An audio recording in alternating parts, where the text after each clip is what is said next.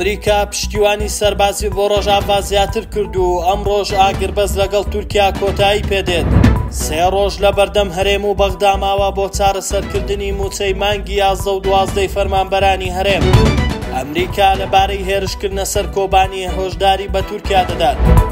بەپێی ڕوانگەی سووری بۆ مافەکانی مرۆڤ ئێوارەی دوێنێ، فڕۆکەیەکی بارهەڵگری سەربازی ئەمریکی لە بنکەی سەربازی ڕمێلان لە ڕۆژاوای کوردستان نیشتۆتەوە کە بڕێکی زۆر لە چەک و پێداویستی سەربازی گەیاندۆتە و بنکەیە.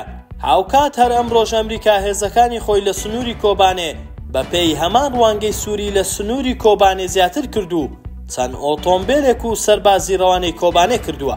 هاوکات بە گوێرەی ئەو ئاگربەستەی ئەمریکا پێشتر ڕایگەیاندەبوو، ئەمڕۆ ئاگربەستی نێوان هەسەدە و هێزەکانی تورکیا و هێزە پاشکۆکانی لە سنووری کۆبانێ تەواو دەبێت و تا ئێستا دیار نییە ئەمریکا ئاگربەز نوێ دەکاتەوە یان کۆتایی پێدێت.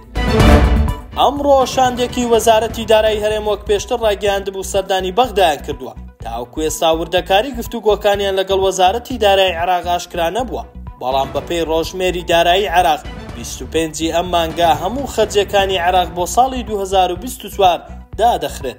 بەمەش تەنها 3 ڕۆژ لە بەردەم حکوومەتی هەرێم و بەغدا ماوە بۆ چارەسەرکردنی کێشەی موچەی فەرمانبەران و موچەخۆرانی هەرێم کە تاوەکو ئێستا حکوومەتی عێراق تەنها 1.630 میلیارد دیناری ناردووە. حکوومەتی هەرێمیش تاوەکو ئێستا ڕای نەگەیاندووە کە دەست بە دابشکردنی موچە دەکەن یان چاوەڕێی گوژمەکانی دیکە دەکەن و هیچ بەرچاوڕوونیەک بۆ موچەی مانگی 12 فەرمانبەرانی هەرێمی کوردستان نییە. ڕۆژنامەی ئایدنڵکی تورکی دەڵێت ئەمریکا هۆشداری بە تورکیا داوە ئۆپراسیۆنی سەربازی بۆ سەر کۆبانێ ئەنجام نەدات، لە ئەگەری ئەنجامدانیشدا سزای ئابووری بەسەر تورکیا دەسەپێنێت.